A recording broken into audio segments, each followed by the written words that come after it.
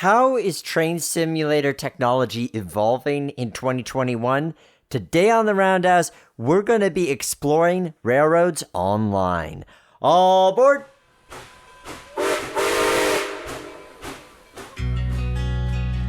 In days past, the roundhouse was where the railroad worker united with the steam locomotive, each to prepare for the journey ahead. Today, it's where we examine the history, the industry, the machines, the hobby, and the passion behind railroading. News, interviews, stories, and more. So climb aboard. This is The Roundhouse. Welcome to the Roundhouse. I'm your host, Nick Ozarek, and this is episode number 115 of our Trains and Railroading podcast, where we're talking about everything in the industry and the hobby. You name it, and we discuss it.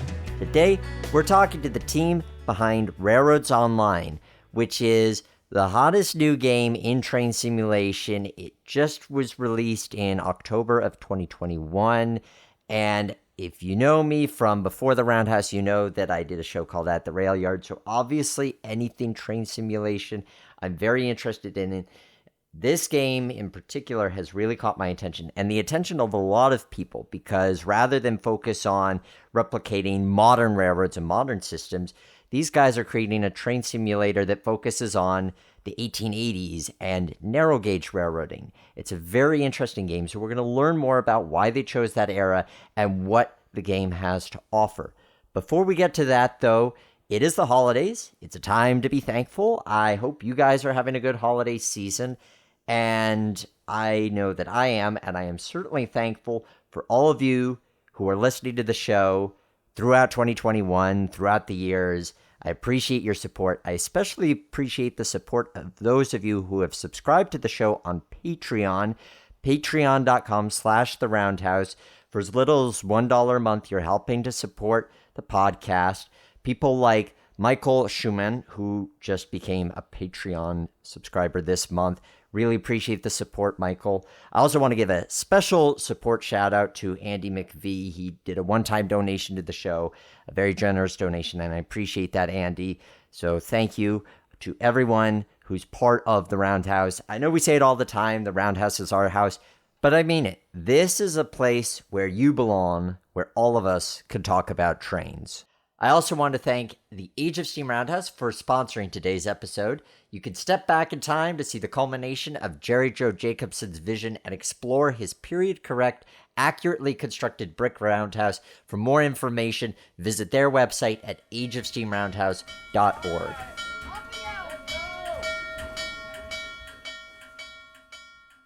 Our guests today are members of the team behind the new popular train simulator Railroads Online, a game focusing on railroading in the late 1800s to early 1900s, with a narrow gauge component being the strong element of gameplay. It involves train simulation. It involves business management. I am joined here by Nathan Haight, who is the physics man and a real-life railroader, Mark Huber, who is the soundtrack producer and resident Steam guru, Eric Ross, who is the lead historical researcher and community manager, and Tyler Ludwig, who is assistant modeler. Guys, thank you so much for joining us here on the Roundhouse. Thanks so much for having us. Thank you. It's great to have you on as a team. It's sometimes rare to say the hot new trend that's sweeping the nation, but honestly, the amount of things that I've seen regarding this game, I've seen it coming up in various Facebook groups, I've seen it turned into memes, so there's a lot of reasons to explore what you guys are doing here, aside from my own general love of train simulators. But let's start off with just a base question. What is Railroads Online? And I pose this to Eric and Tyler. All right. Hello, everyone. My name is Eric Ross. Railroads Online can best be described as a first-person multiplayer railroad simulator currently based in the realm of American three-foot gauge railroading.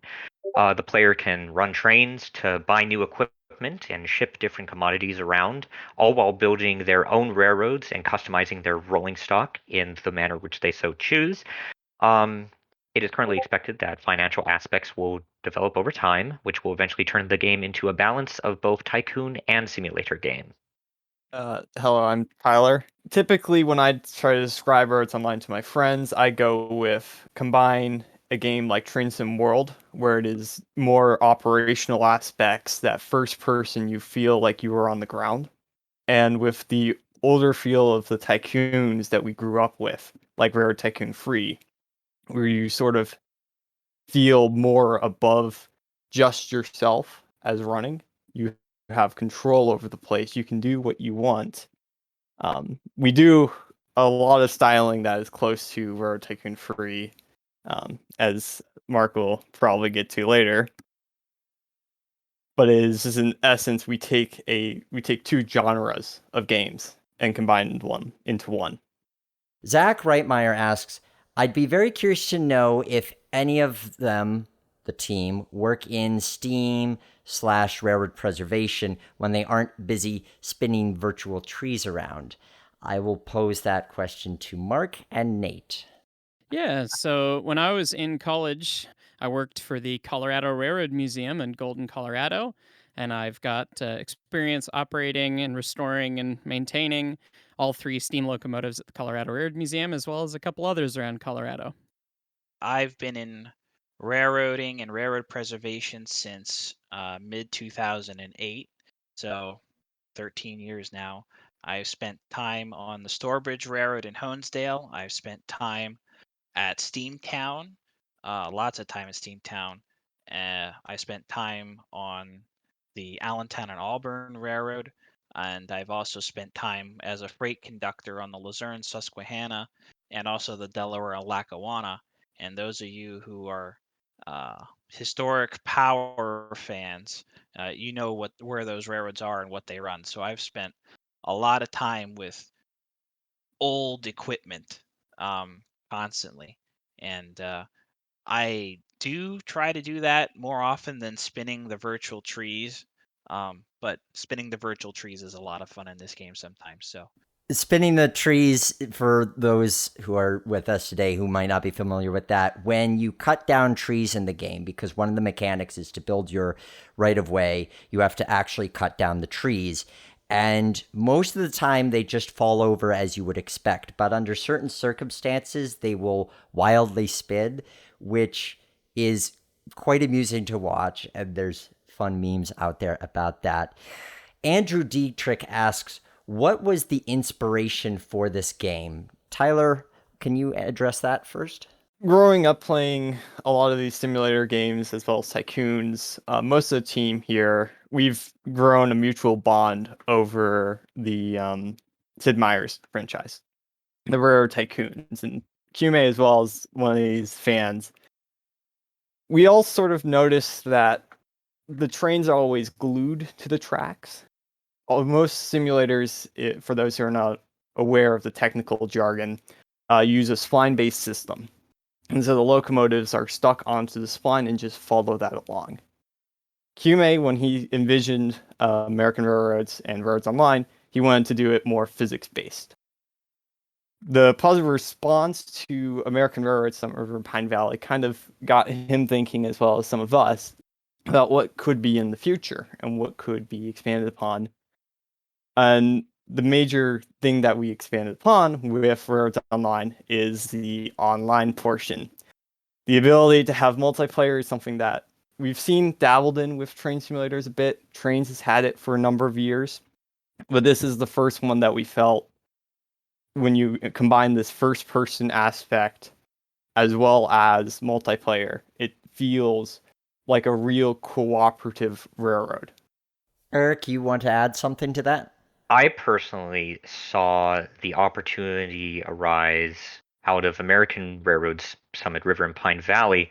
There was a customization menu in there, and this was something which I had seen before in small amounts with going back to Sid Meier's Railroads, where you could change like the paint schemes on your locomotives, or going into trains with a Z, you could sometimes change some of the automatic running numbers on your locomotives.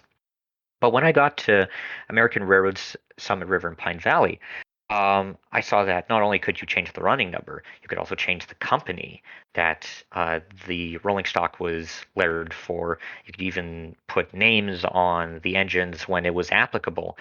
And that really got us thinking, how can we do some more customization beyond what maybe Trains with a Z had, where you could letter your stock for your own stuff without having to go into maybe a livery editor and create your own uh, paint schemes for your own specific railroad. And then also something a bit beyond, let's say, Railroad Tycoon 3, where you could create like a company, but you wouldn't be able to really play a multiplayer that well against others. So it just kind of all came together.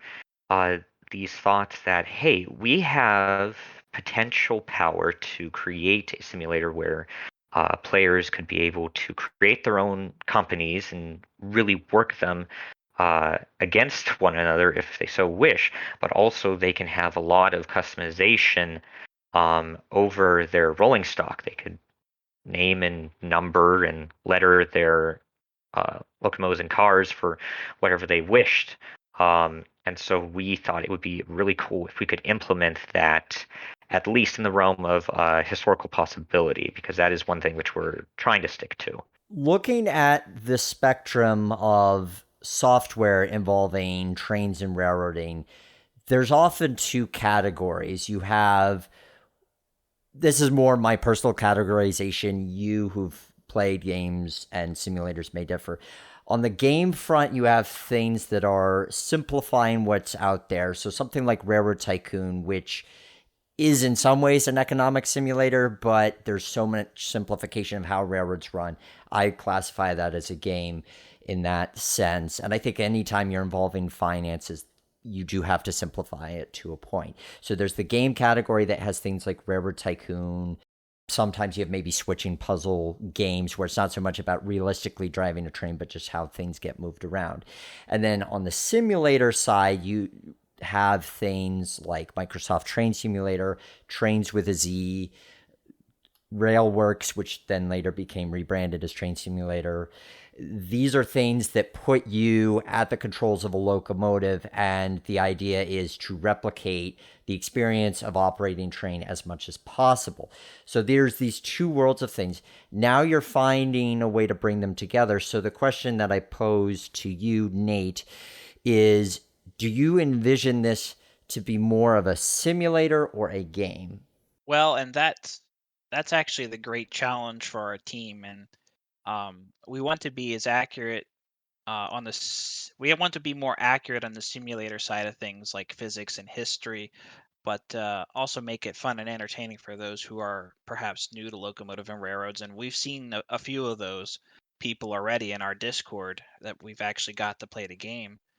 And you can tell they don't have any firsthand knowledge of railroads, and that's exciting to have new people come into the hobby as it is. Um, the hard part is finding a good balance between realism and gameplay, and that's something we strive to achieve, is that balance. Um, and I would say it's a healthy balance of both. I can't say it goes one way or the other, because it simply can't. The way the game has to operate, it needs the accurate physics so that the players can properly run their trains.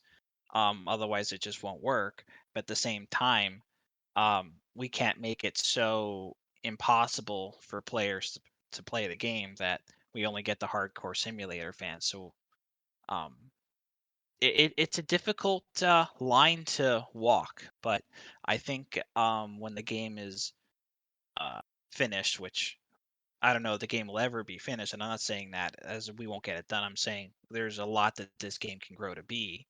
Um, when it gets towards the end of what would be its development, it'll be quite the impressive combination of Railroad Tycoon and Train Simulator that we've all been waiting for the last decade or more. We've all we've all wanted this style of game, and now it's finally here. and it's actually exciting to actually be able to work on such a thing. For me, the game is all about the feel, the fun, and the reward of what you're doing. It's important to capture the feel of being out on the railroad, what it feels like to be in the cab, knowing that you have to manage a fire, knowing that your train handling matters, and all that on the simulator aspect. But then the fun aspect of not having to run for 3 hours to get to a destination to make any sort of progress. So somewhat scaled down where you're not worried about running 100 miles in a day to make it more of a bit of a game.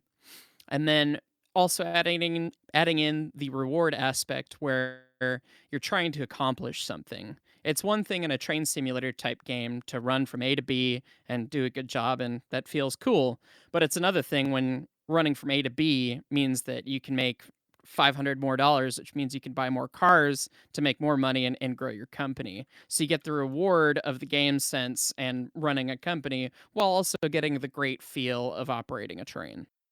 I want to follow that up with you, Mark, because when you talk about the distance and balancing feeling like you've made a journey without needing it to be a massive one, what was the design process for the current map? So folks who are new to this game, the map is a fictional Rocky Mountain-ish landscape. It's very mountainous. You have industry scattered around, like a smelter, an iron ore mine, a coal mine, a freight depot, and these are all peppered throughout the map, which is, you could correct me if I'm wrong on this, it feels something like maybe 25 or 30 square miles in total.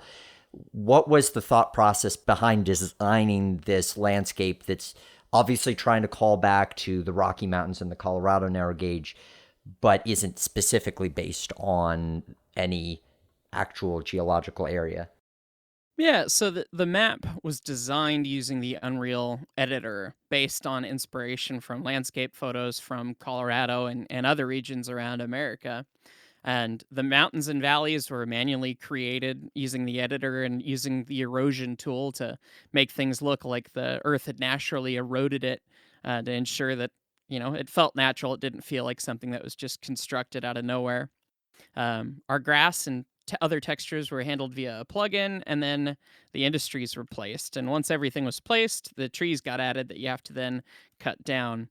And we sized and placed everything based on one, a reasonable size that we knew that we could get a good test in, and a good size that would give a lot of playability for the first build of the game, but two, not being so massive. So the current map is 16 square kilometers, or 4 kilometers by 4 kilometers. And as you said, it feels a lot bigger than that because of the mountains and how you actually have to progress through the game. So it's not so small that you feel like you see it all right away, but it's not so big that it's not a huge chore to connect any of the different industries or run from point to point.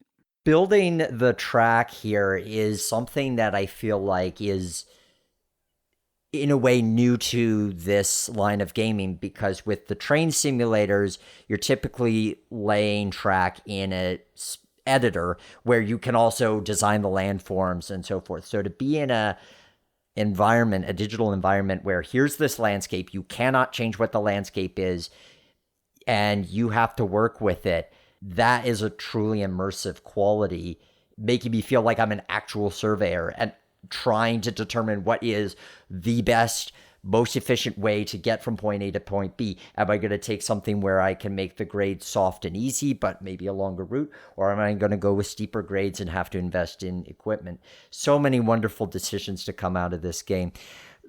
Something that we've mentioned a couple of times, this game has a predecessor called American Railroad's Summit River and Pine Valley. And Jimmy Lambert asks the question, what was the biggest lesson learned in the development and release of American Railroads that did the most to shape the development of Railroads Online? Nate, perhaps you could talk to that? I sure can. And we've all had a run-in with this, and it's very important. American Railroads was technically a beta, I should say. I'm pretty sure. And now Railroads Online is an early release, early access game rather. And the community is a very core part of that. I mean, we couldn't do this without them. It's very important to listen to our community and our players. They have lots of feedback, constructive, whether it be criticism or ideas. But they also come back to us with all sorts of bug reports. And that is a lesson learned from the previous game, where the community wasn't as big to start as it is now. I mean, just for instance, only a month and a half ago, our Discord channel was only 400 members. And at the current moment, as of this recording, it's well over 10,000 members. So our community's grown. We've gotten so much more feedback. I mean, that's why we're able to come out with the bug fixes and move on with the game as quickly as we've been doing so far. Is just the amount of feedback, and just the community is so great. Our community is actually really well. We don't have much trouble with them at all. I know some servers, you get some wild ones in there, but our community's been actually really stellar. And the other guys can chime in if they want to on that then. But um, that was the main lesson, is just feeding off of the community feedback, learning from them, listening to them, having them pitch in, always communicating back with them and interacting with them. The community really responds well when the development team talks with them on a daily basis. I mean, us four here in the channel, we're in the Discord every day talking to our community, getting feedback, bug reports. We even just introduced a known bugs and issues channel, so they can always see that we are actually listening to them, that the bugs are moving through the processes. And they really responded well to that when we added that list up there. So it's all about keeping in touch with them and listening to them. And if you treat them well, they treat you well, and the game just continues to grow. And that's American Railroads was launched a couple years ago, and Railroads on that was from scratch.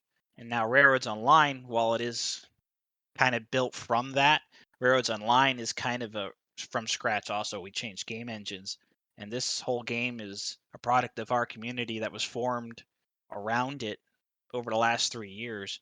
So that's our biggest lesson, is just the community. I just really like to chime in on a reaction which I've seen from a lot of the community with our daily interaction with them. And I, of course, speak from personal experience as, just being a gamer of different genres of game. And what I've seen a lot over the past years, which I've been doing this, is just people really like it when the dev team is talking to them and very transparent about what we're trying to do. And we've just seen a wonderful outpouring of just all around good feelings from everybody. And it just makes all of us feel good that we think we found a pretty good way to go about this. So I think this is how we can actually, of course, keep the game alive for as long as possible. I wouldn't say that it's in any danger of going away anytime soon, because it's certainly not. We've got wonderful plans for it, but this is just another encouragement for us as well to keep on going, and it's just been absolutely wonderful being with this group of people.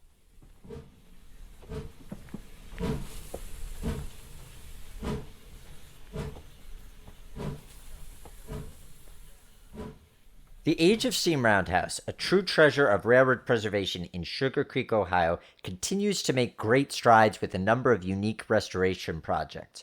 Right now, on their website, ageofsteamroundhouse.org, you can read their Roundhouse reports to see the ongoing restoration to operation of Eureka Western No. 19, the locomotive featured in the film Emperor of the North, 2 passenger cars, and the completion of Moorhead and North Fork No. 12. To plan your visit and experience tours and special events, check out their website at ageofsteamroundhouse.org and follow them on social media.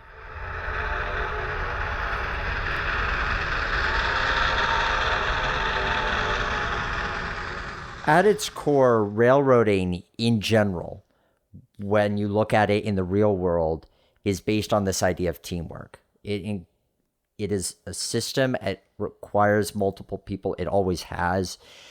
It's sort of ironic then that for a lot of gaming history, train games have been single player experiences. Now, yours is not the first to incorporate multiplayer. There are games that have done it before, but certainly yours is incorporating it in some new interesting ways. For example, the ability to have somebody laying track while somebody else is driving a train. The first game where you could have one person serving as an engineer and another person as a fireman on the same locomotive. These are things that we're seeing that are new here. Why was multiplayer an important aspect when developing Railroads Online? Perhaps, Tyler, you could speak to that a bit. Multiplayer was a very important aspect in the development of Railroads Online because it was essentially the end goal that we wanted. It was the major improvement that we saw that could be done compared to American Railroad, Summit River, and Pine Valley. The multiplayer originated from a Steam community forum on the original American Railroads game. It, again, as you said, the possibility to work together as a team in order to build something new is an aspect that goes back to the real deal, if you will. It's something that, as you said before, doesn't really have much precedent in being in the simulator or the tycoon genres. It was something that we wanted to capture, especially since we are now surrounded, if you will, by railroaders and some of the old heads, as Mark and Nate can attest. It does, because of what we are doing, again, with having this multiplayer, it allows us to have a special setting and offer more interactive methodology to the game. It allows us to give us different opportunities for friends, for interacting with just anybody, interacting with the equipment, interacting with different sorts of technologies that, for one of my favorite examples, is link and pin couplers. That's been outlawed in most common carrier operations for over 100 years now. So in a sense, because we have this multiplayer in a multiplayer in a first-person environment, it offers a sense of almost traveling back in time with your friends with you, which is something that we thought was quite important to include because it never really had been done before. It's true. A lot of times when we're seeing new simulator products coming out, they are focusing on highlighting the advancement of rail technology in general. Here you are, and you've deliberately decided to set the game in an earlier era of railroading. Eric, why did you choose that? This is a very interesting question. Mainly, it all boils down to the industrial age. It's a very interesting chapter of our history that is, of course, very much tied to railroads and the development of the steam locomotive and new factories and new products and new ways of life being developed for people all around the world. All of us are admittedly huge steam locomotive fans, so it was clear that the game setting had to be somewhere in that time frame. And so era, of course, is a very important component of the setting, but also just as important is the gauge selection and the region of the world in which we're going to focus on. So recently with train simulators, the going trend has been American or British, and all of it, well, not all of it, but a good portion of it is modern standard gauge equipment. I would say that that's definitely the lion's share of the market, at least for official products. And so American 3-foot gauge is this interesting little microcosm which has an almost admittedly cult-like following among rail buffs, at least in the United States, but you also have fans from around the world. For instance, our lead developer, Kume, I mean, he's from Germany, and he absolutely loves this stuff. We felt that concentrating on American 3-foot gauge would give us a very interesting little uh, niche to kind of focus and capitalize on, because up until this point, nobody has really concentrated on American 3-foot gauge as the main focus of the game. And so, to quote a meme, it was more of like, it's free real estate. As per our current plans, we are starting from the beginning of American narrow gauge in the West, which is roughly about the year 1871. That is when the Denver Rio Grande the Denver Rio Grande Railway was founded by General William Jackson Palmer, and that is more or less the real big beginning of narrow gauge in the United States, or at least the most famous one. The East Broad Top Railroad of Pennsylvania also started around there. The White Pass and Yukon in Alaska started up in the 1890s, the late 1890s. You, of course, had a whole bunch of little short line railroads in California and Nevada, like the North Pacific Coast Railway, the South Pacific Coast Railway, the Carson and Tahoe Lumber and Fluming Company. And so it just kind of made sense to start from the 1870s as where we wanted to go from, because there's a lot of very interesting and very popular pieces of rolling stock from those times. Like we just recently saw with the Cumbres and Toltec Scenic Railroad, they just had their Victorian Iron Horse Roundup this past August, and the big crowd drawers were two Baldwin locomotives from 1875, the Eureka and the Glenbrook. And so a lot of us really love that stuff, and it just never really had been done before officially by a train simulator, so we really kind of wanted to do that. As per where we're looking to go, our current plans have us going up to 1968 officially. That is when the Denver Rio Grande Western ceased its narrow gauge operation. So that is basically all of the literal and figurative bells and whistles you can have on these engines, like oil burning in some parts of the United States. You had full electric lighting with dynamos. You had superheating. Just a lot of interesting things that came about from it. So we would like to do an entire smorgasbord of interesting stock from a whole bunch of different areas and eras within American narrow gauge railroading, so that at least there will be something for everyone, we hope. I would just say that all of us have interests which lie somewhere along this sort of timeline, and we all generally feel right at home doing what we're doing, and it's very fun to do. The Eureka is a 440 American locomotive, American both in terms of it was made in the US as well as the name of the wheel arrangement. It's an engine that I've seen photos of many times over and over, as recently as its appearance at the Victorian Iron Horse Festival at the Cumbres and Toltec in 2021. Here I am in the game, and I have it as part of my railroad network, and I am gaining a new appreciation of it because I've hopped on and off that thing so many times, and I'm using it for so many different tasks. It's giving me a whole new appreciation for the real engine that I'm so glad survives. In general, you've made a really interesting selection of locomotives, even the ones that we have in the game today, let alone the ones that you plan for the future. Colin Marr asks, what is the process like for making the locomotives for the game? And do the developers have any favorites amongst the ones that they have made or planned? Tyler, we'll start with you to just explore the process of bringing these locomotives into the game.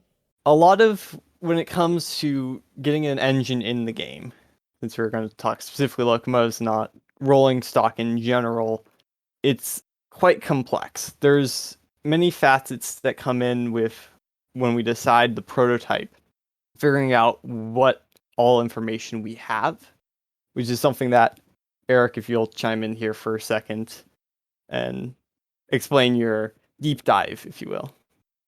It usually starts with a Google search. And so basically you try to find through very esoteric sources all of this information. Some of it will be very readily searchable, like steamlocomotive.com is a common research we do, or Pacific NG is a famous site that caters specifically to narrow gauge in the West Coast past Colorado. But usually, if you want the really niche stuff and stuff which isn't readily going to be available and you need a lot of detail, for example, just speaking on Baldwin locomotives, which is admittedly what I have most of my research efforts put into, just because of the sheer amount of Baldwins which we have on the tech tree. I go to both Stanford University and then Southern Methodist University's online libraries. But just for this little tidbit, I go to SMU, and they have they have 78 out of the 82 volumes of the Baldwin Locomotive Works specification books. And so what these books are is they basically list almost any detail which you would want to know about the technical aspects of these engines. Of course, they have very basic stuff like driving wheel size and cylinder size, and for later engines from 1890, they have boiler pressure noted, but they also have how many tubes are in the boiler, what type of material is the frame of the tender made of, what is the locomotive painted as, what kind of smokestack do you have? What is the material of the stay bolts in the firebox supposed to be made of? How big are the stay bolts in the firebox supposed to be? And so, at least for Baldwin's, which kind of goes for all of the locomotives which we can find information on, we will take all of these specification sheets which are pertinent, and we will check our blueprints and our reference photos against the actual specification sheets to see if everything lines up exactly, which is a very important thing which we want to do for modeling, because we definitely want to try and keep to a lot of historical accuracy with this. Thankfully, we have everything covered for our game in the existing specification books. I mentioned that there were 78 out of the 82 still around. The 78 still around are volumes 5 through 82. Volume 4 still is in existence, and it's with SMU. However, they have not digitized it yet. But volumes 1 through 3 were destroyed for whatever reason. It might have been deterioration, it might have been negligence, it might have been, oh, well, I mean, we don't need these anymore, so we just better throw these in the trash. Thankfully, we don't run into that problem with the current era of stuff which we're doing, and we don't expect to have to run into those sorts of problems. But that is some of the deep dive which I do. I'll also look at online photograph archives to see if I can find any continuity of appearance for a locomotive from day to day or year to year or decade to decade. So it is an intensive process, but one which I definitely enjoy. Once Eric has compiled all of this information, and once we've consulted with certain experts whom I guess I shall name, we work with at times David Fletcher and Andrew Brandon. Andrew Brandon is the president of the Southern Pacific Narrow Gauge Historical Society, as well as, I think, Secretary of Nevada, California Narrow Gauge Historical Society. He's everywhere. I can't actually name all of his positions, as well as Daniel Gollery, my colleague at Trains Forge, as well as a great friend. Once we get all of the information that we need, we check over with them, paint data, any drawings that we don't have that they might, it goes to me. I take this data and use mainly what we would call, I guess, industry standard software. I use Substance Painter is the major one that I use for texturing. We use Illustrator and Photoshop for some of the lettering designs, and the scroll work. Eric is more that domain. But for most of the modeling, making the mesh and getting it right, I use what's called Blender. It's an open source software. It's free for anybody who wants to use it. It's a great little piece of kit. Got support from so many different new companies. I think Microsoft's even supporting it nowadays. We take all the data, and it's over a couple hundred hours, I would estimate, that I'm referencing different books for photographs and making the model. Once we have the mesh, we have to then unwrap it, which the process for unwrapping is I typically use Minecraft as an example, where you have the cube and you cut it into sections and then you can lay it out flat. Now do that with a model like Cookie, the Cook 260 Mogul in the game. It takes a little bit longer and it's a little less intuitive. Yeah, that's where a bunch of headaches come in. To put it in language that folks less familiar with software might understand, if you were going to have an orange in the game, an orange is a round object, you have to essentially unpeel the orange to give it its outside color. You have to unpeel it, and you have to have a flat texture file or a picture, JPEG. It may not be a JPEG in reality, but just for this comparison's sake, it has to be a flat image. So it's kind of like, how do you take the Earth? Like when people are mapping the Earth, how do you take the Earth and how do you map it on a two-dimensional surface? And you're having to do that for every single element of every single piece of equipment in the game, every wheel, every bell, every boiler.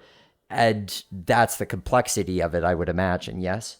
Yes, that's one of the major complexities. That, with, again, the example of mapping the world, there's so many different astral projections that one can do on the Earth. If any of you saw the Minecraft planet thing that was happening over the pandemic, they were having a huge debate over what projection they should do because that would affect their artwork. Eric is actually, some of the times when we have these unwraps already done, he can go in and actually use the unwrapped orange, if you will, and figure out how to get his artwork to fit onto what I've done. After that, we have to take the model and actually give it motion. To do that, we use a system that's called Bones. It's, in the essence, how I would explain it is, assume that the locomotive is being rigged like a human. The human is made of a bunch of bones that we move back and forth, but they are rigged to always meet at a certain joint. A locomotive, any sort of mechanical object, is a similar concept. They're always going to be joined at certain areas. They're going to be constrained in certain ways. We have to do that with certain valve gears. Stevenson is sometimes a joy, sometimes a pain to do. But we give it a cycle, and we can then import that cycle into the game, and it will run that. To paint it, we bring it into Substance Painter, and again, Eric, we bring in his artwork, which I'll let you explain that in a minute. And I bring in certain materials. We use what we call physically based rendering materials, PBR, which is a piece of kit. It's very nice. And if, again, going back to Eureka, if you look at the boiler jacketing, it shines like the actual real life example, which Dan Markov wonderfully keeps pristine with the planished iron jackets, which are a common occurrence in the period. To get all that right, we typically cross-reference again with David Fletcher is a good source that we use to make sure our paint is correct. I have an interesting story when it comes to the Cook Mogul again. If you remember back in the trains days, it was painted blue, and that was due to a printing error. So we didn't know if any of the colors were really right. We were cross-referencing with existing order forms for similar cooks. We were cross-referencing with David Fletcher, and we came to the conclusion it was drop black with a plain iron jacket and with the red paint.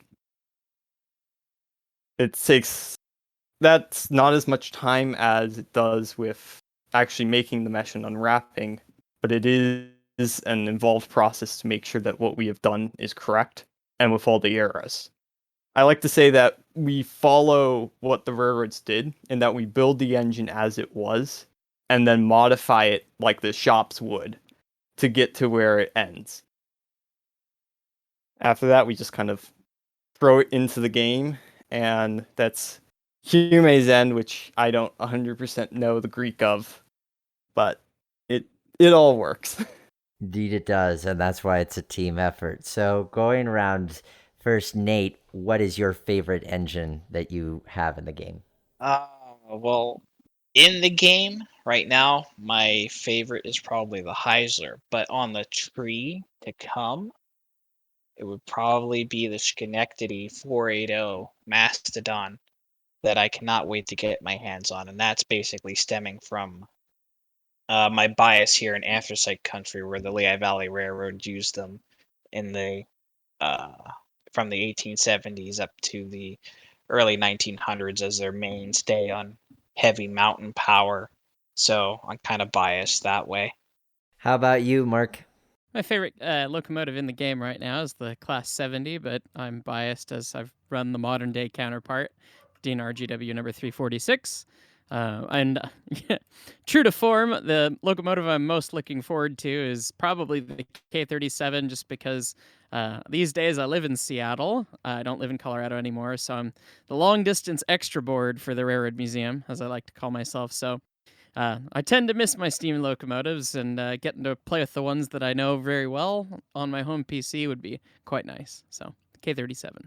Eric? I would have to say mine is the Eureka. I really love that little engine. It's just a perfect art form in of itself. We do eventually plan to do an updated model of that with new paint options and whatnot. So we'll see that down the road. As far as what we have planned, this was an interesting question for me to try and narrow down, because I'm primarily interested in the three different eras of rolling stock, which we have coming into the game. I would say one of them would be categorized as first generation Baldwin locomotives, which run from 1871 to about 1890. Another era is the second generation Baldwins, when everything was olive green, and that's when you had Vulcan compounding. So that's about 1890 to 1904. And then lastly, I am admittedly a bit of the geared locomotive nut.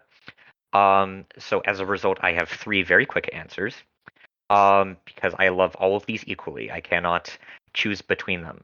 For a first generation Baldwin, I'm incredibly excited to see Mexican National Construction Company number 20 and 21, which are the only class of 3-foot narrow gauge 210 decapods ever built. They were manufactured by Baldwin in 1880 as their class 1230F drawing 1.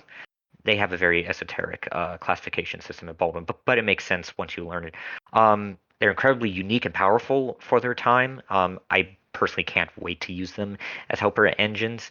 Granted, they will be the best looking helper engines around, since Baldwin painted them much like the Class 70, which we currently have in the game. It's currently wearing Baldwin style 103 paint. The 210s have the exact same paint, but they were painted olive green as the base color and not black, so they will definitely be quite the lookers. For second generation Baldwins, I'm excited to see Altoona Clearfield and Northern number 3, which is a Vulcan compound 460. It is the weakest of the 460s which we have planned, but it's a Vulcan compound. I love Vulcan compounds. The cylinders just look so weirdly amazing that it just immediately captured my heart. Lastly, for geared locomotives, I love Shays, so I have to go with West Side Lumber Company number 10, which is a 70-ton Class C Shay. It is the most powerful geared locomotive which we have planned. I have a personal attachment to this engine because I rode behind her about 8 years ago in 2013. So I'm just really excited to see everything come, but specifically these ones. And Tyler? Some of my favorites on the tree and in the game so far. While I really do like the Eureka, I have a love-hate relationship with my child, as it were, the Cook Mogul. I do need to finish some updates on it, so it kind of irks me as an artist that it is an incomplete and unfinished work, if you will. The ones that I'm excited to do, because I'm going to be making these, which slight groan internally. The UVNP, United Viridian Pacific Moguls, there's a Von Clay compound version and a simpled version on the tree. Those are mainly just because home turf. I am a resident of the valley, so for something that comes into my niche area of historical interest to be available for this sort of game is something that I quite enjoy. Also, the fact that I'll probably be the one making it means I will enjoy it after I suffer through making it. The other one that interests me is the K-28 DNR GW. I rode behind 473 this summer, which was quite the experience. So, personal connection there. So, well, I guess I should list off what Kume would want, which is the one big grand prize at the end of the tunnel, I guess you could say. The Uinta Articulated, 50 and 51.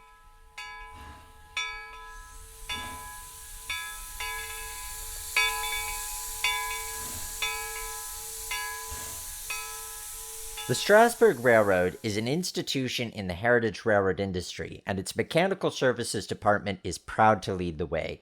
With the knowledge and experience that has created one of the most reliable steam railroading experiences in the country, the Strasbourg Railroad is excited to offer their expertise to the rest of the industry. Strasbourg's professional team provides consulting and technical assistance to take your steam locomotive or railcar project from idea to finished product. They stand behind their work and always strive to meet their customers' needs for quality, historic accuracy, and reliability at a price that is fair. Unlike many competitors, they feature a fully equipped boiler, railcar, and machine shop, so the work gets done in-house, helping you to get more for your money. Send your inquiries to mechanical@strasbourgrailroad.com and let the professionals get to work for you.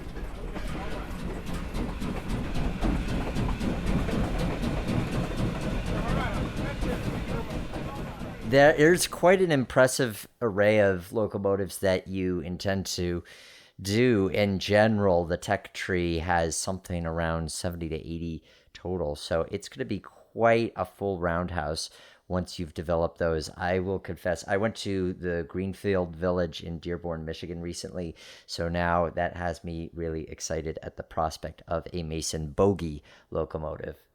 Looking at the potential of what this software is going to accomplish in the long run, it could do a lot to educate people about this era and area of railroading that is niche even within rail fandom and often not known about by people outside.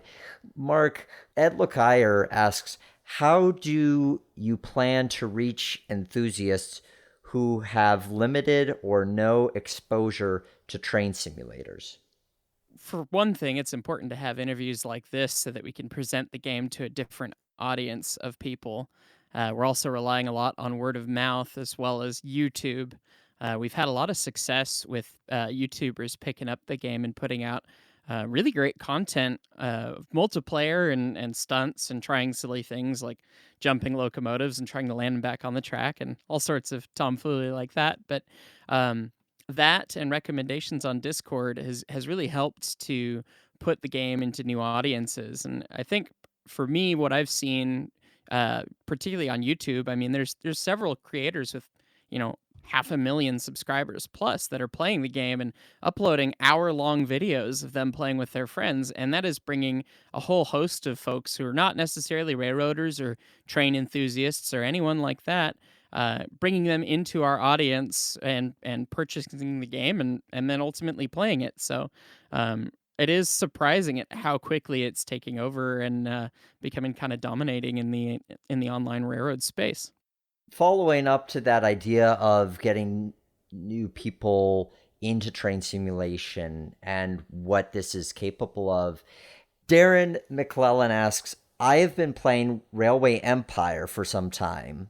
A quick aside, Railway Empire is a railroad tycoon-esque business development game where you're laying down track and managing the business. Railroads Online looks as though I would be more involved in the cargo loads. What else sets your game apart? Perhaps you could speak to this, Tyler.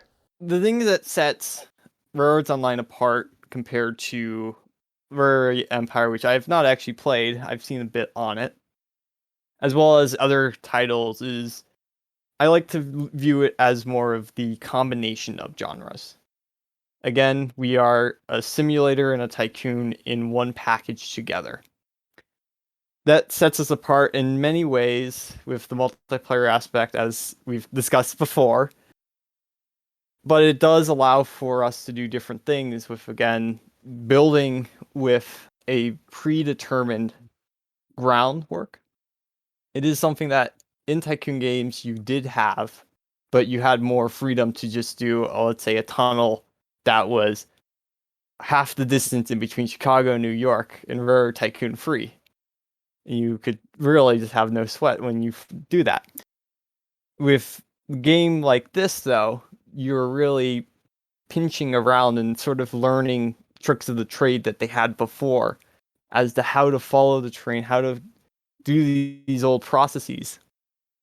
That I think that is a aspect that really sets the game apart. It's not exactly a feature that we can put up on the billboard and be like, yeah, look at this. It's, we have, a VR support and you have to learn how to be a surveyor. But it's something that I believe for not just the hardcore enthusiast or the hardcore historical nut, as many of us are, but as just a regular player who does something like Elite Dangerous or War Thunder, it's something that gives more depth than something as set up as Railway Empire. And Eric, what do you envision as the educational power of Railroads Online? You've done so much research collectively into getting this game right and doing the history justice and exploring the technology. How could you take what you are doing to make the game good and use that for further education about this unique era? This game is sort of a window into the past, and it has a wonderful ability to preserve history and also learn from the past, because of course we are basically committed to historical accuracy as much as possible. So we generally want to try and recreate within the limitations of a tycoon simulator such as this, the experience of railroading from the 1870s to the 1960s on the narrow gauge, which has basically all but gone.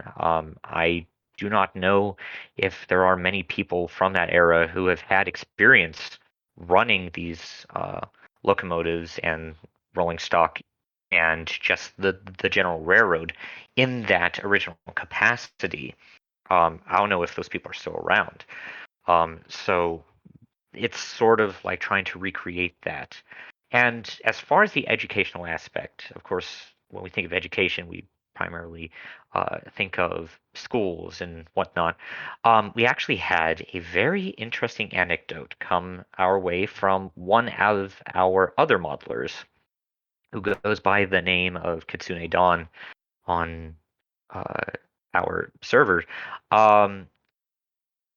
He reported to us that in a regional library, which he sometimes frequents, there's a computer gaming club for the kids there, I don't know exactly what age group it is, but I would assume it's probably about middle or high school.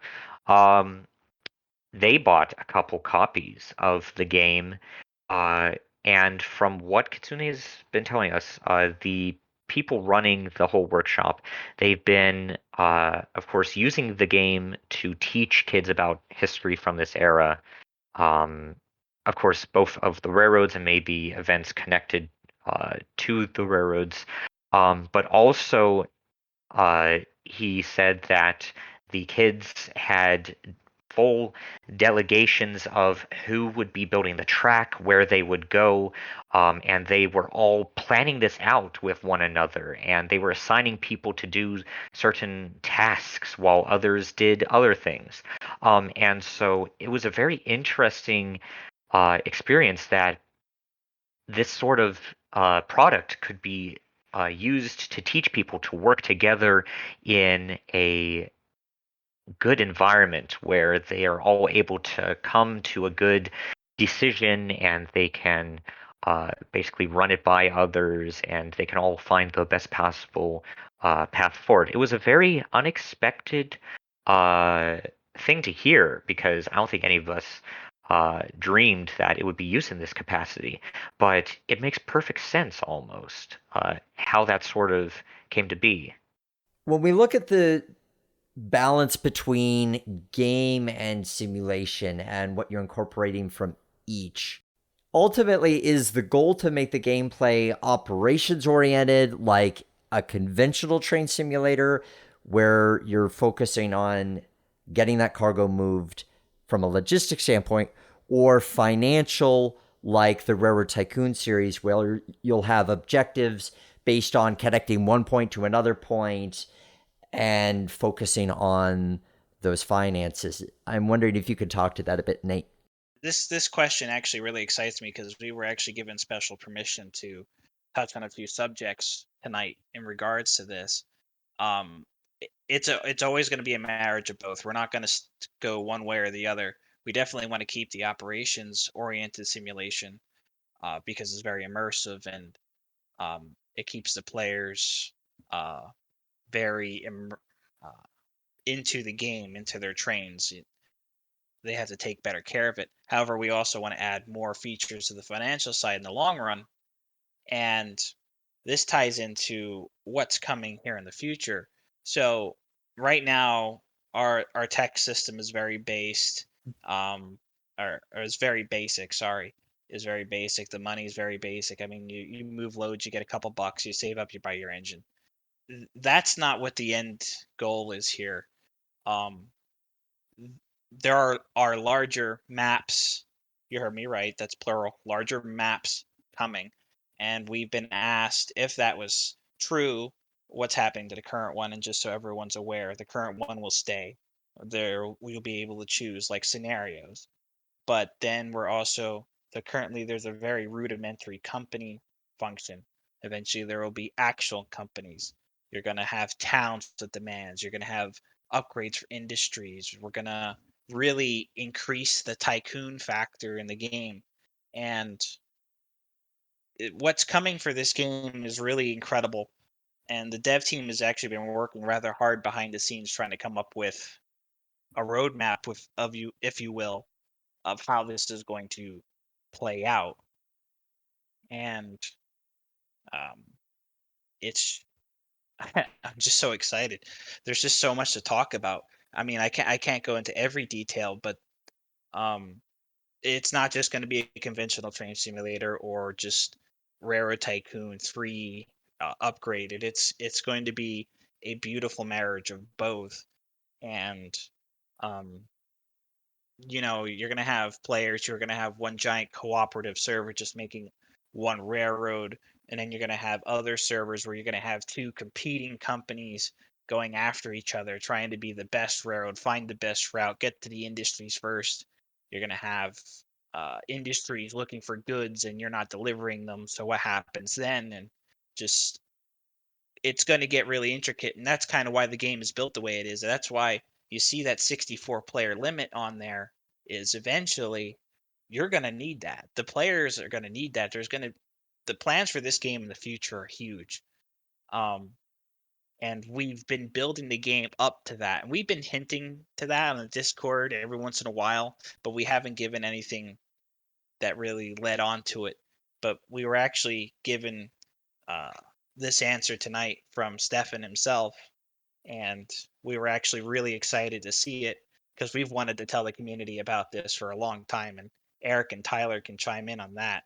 I mean, when we saw this come through, we were extremely happy. I mean, if you guys want to chime in. Yeah, Eric, what are you most excited about as far as what the future offers with where the game is headed? So this answer is threefold for me. As far as what I am involved with, which of course past the historical research is the fonts and the paint schemes, which at least on the Baldwin locomotives is all of my work. I'm really excited for interchangeable fonts and paint schemes. For the past year, I've been delving into the specification books and the Book of Styles, which is a giant compendium in 2 volumes, which Baldwin made, which is hand painted in Stanford University's library. It was only digitized this past February, and before then, I didn't think I would ever get a chance to see it.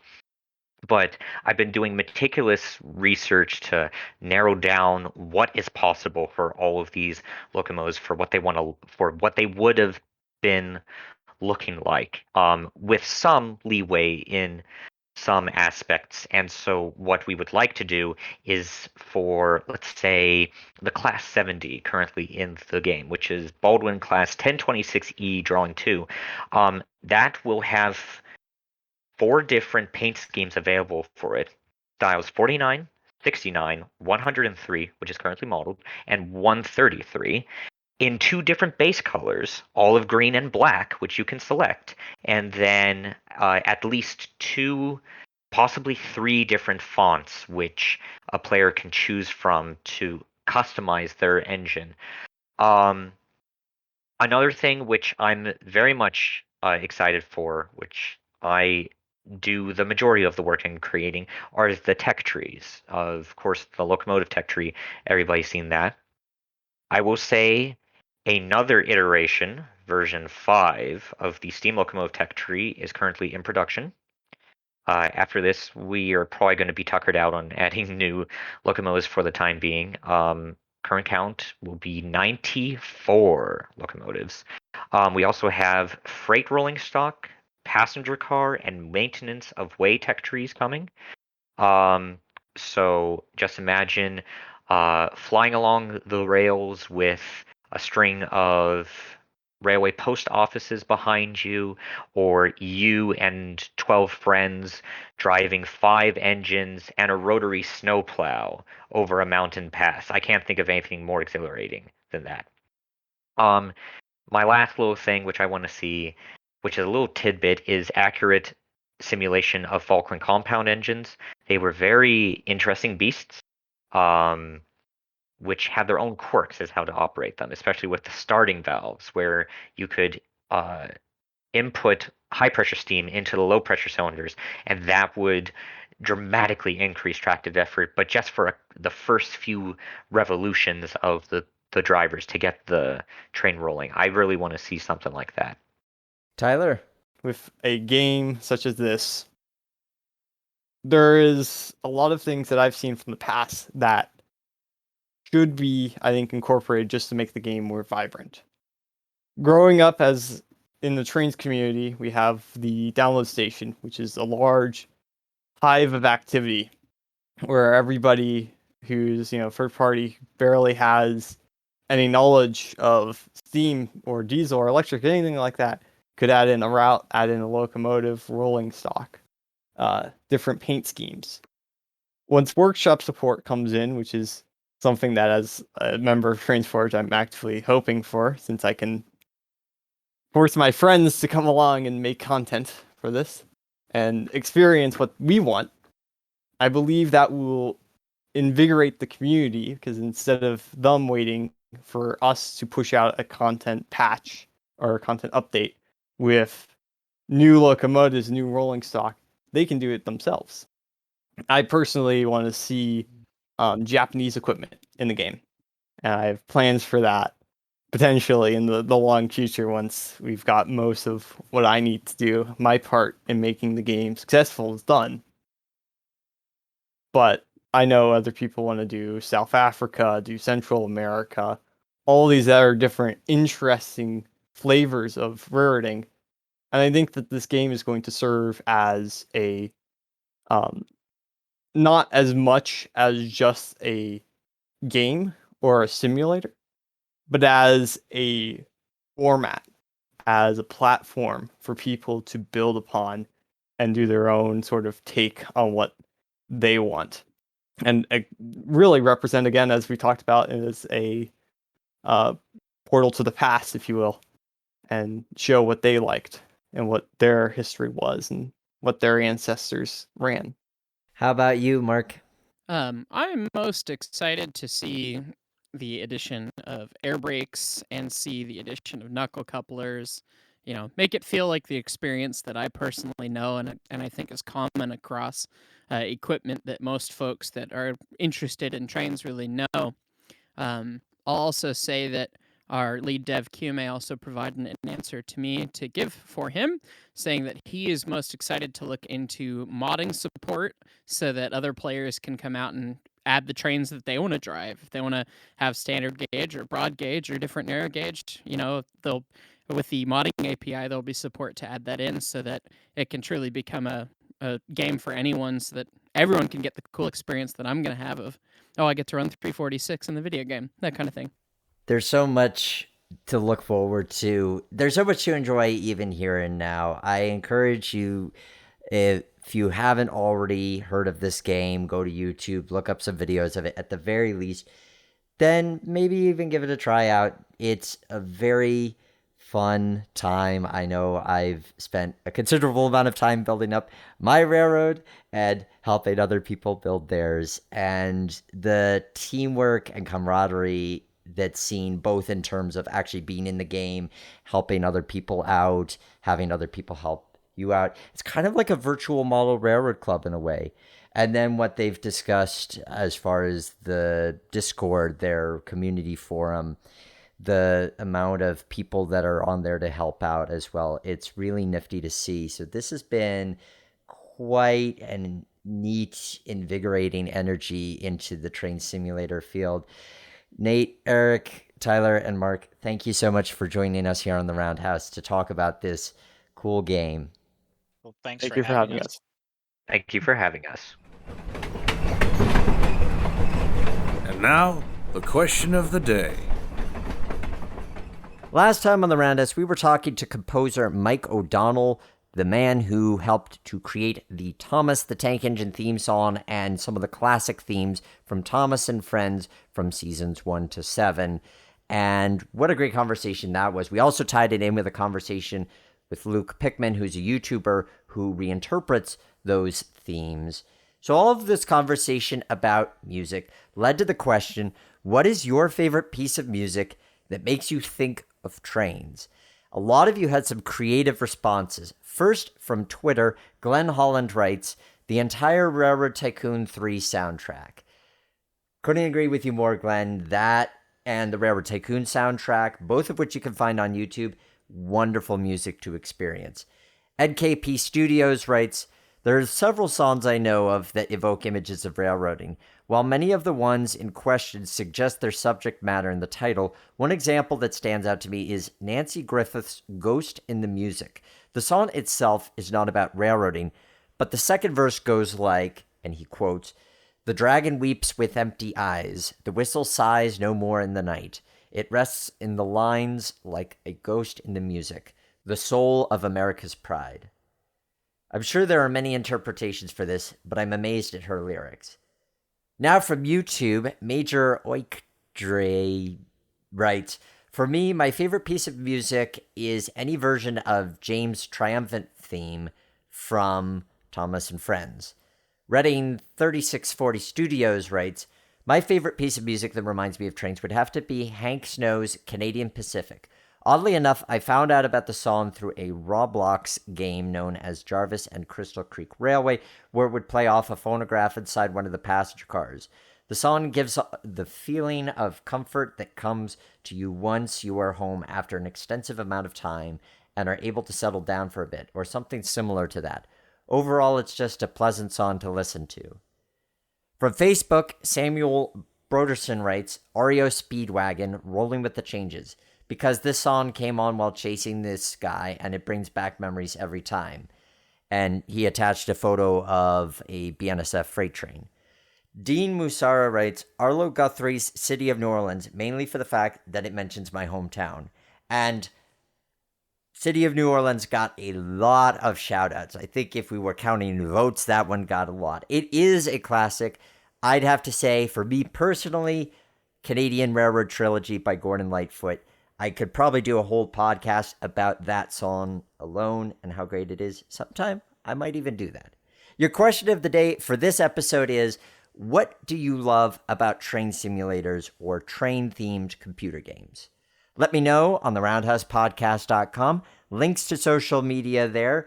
Thank you for all of your support throughout 2021. I hope you've enjoyed the episodes we've had, the guests we've had on the show. It's really a lot of fun to host this. I hope that you enjoy being along for the ride and feeling like you learned something, that you discover new things that you like. I hope that you have a wonderful holiday season.